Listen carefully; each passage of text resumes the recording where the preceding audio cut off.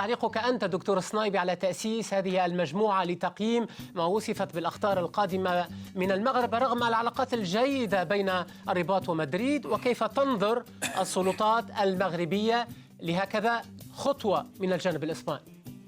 أولا، حينما نتحدث عن مؤسسة عسكرية نتحدث على سلطة، وحينما نظر المنظرون ديال فلاسفة الأنوار جون لوك أو جون جاك روسو أو مونتسكيو لمبدأ فصل السلط، لم يقصدوا به بتاتا سلطة تسمى السلطة العسكرية، لأن ليس هناك سلطة عسكرية.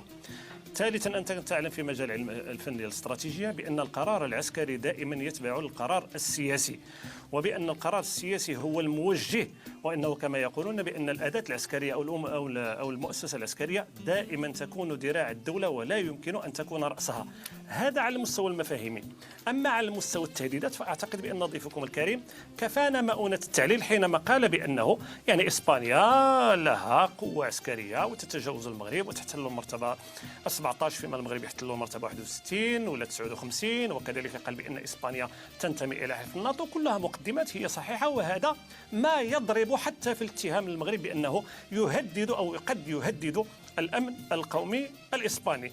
ثالثا، أنا أعتبر بأن المغرب هو جزء من منظومة المحافظة على الأمن القومي للاتحاد الأوروبي بصفة عامة ولإسبانيا بصفة خاصة، خاصة وأن المغرب هو الذي يتحمل لوحده مكافحة الهجرة غير الشرعية القادمة من الدول الإفريقية جنوب الصحراء. المغرب هو الذي له مساهمة جد فعالة باعتراف إسبانيا وفرنسا وبلجيكا وهولندا والولايات المتحدة الأمريكية في مواجهة الظاهرة الإرهابية. المغرب له مساهمة فعالة في مواجهة الجرائم العابرة للحدود بطبيعة الحال. وبالتالي أنا أعتقد بأن هذا التخوف لا يوجد له ما يبرره إلا عند أقلية لا زالت تفكر بنمط استعماري. وأنا أقول حتى من ناحية استراتيجية أخي حكيم، لا يمكن لأي دولة تفكر بنفس استراتيجي سليم أن تقبل أن يكون على حدودها دولة قوية أو دولة هشة أمنية.